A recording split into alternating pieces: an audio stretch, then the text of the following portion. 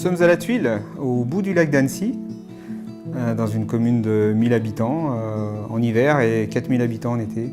Un endroit où il fait bon vivre, on a un cadre de vie exceptionnel et on est très content de vivre ici.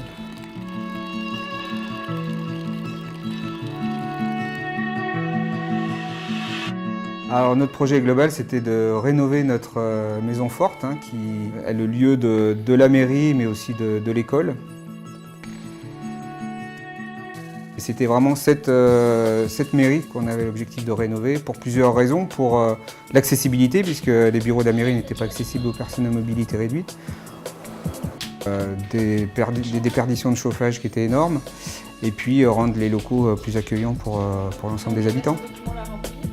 On a rénové un bâtiment patrimonial qui date du XVe siècle.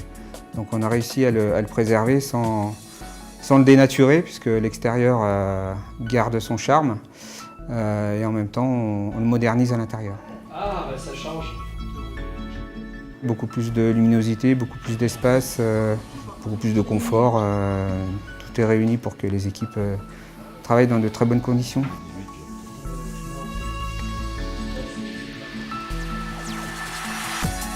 On a profité de cette rénovation pour rationaliser nos moyens de chauffage, puisqu'avant on avait 3 chaudières. Une chaudière pour le bâtiment école, une chaudière pour le bâtiment mairie, une chaudière pour le bâtiment de la salle polyvalente. Et on a profité de ce projet pour avoir une seule chaudière centrale au gaz dans la salle polyvalente qui chauffe les 3 bâtiments. Des économies d'énergie, effectivement. Bien sûr, le cumul des 3 chaudières nous faisait une consommation bien plus large que celle qu'on va avoir l'année prochaine avec une seule chaudière au gaz. Après la rénovation, on va réduire nos consommations totales électricité et chauffage de 75%.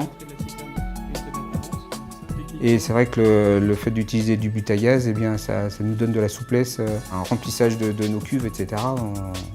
On n'a pas à se soucier de ça puisque tout est télépiloté de l'extérieur pour les remplissages.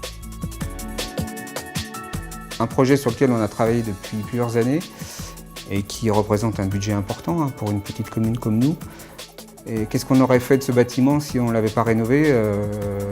On a réussi à cumuler les 2 objectifs, rénovation de la mairie et préservation du patrimoine.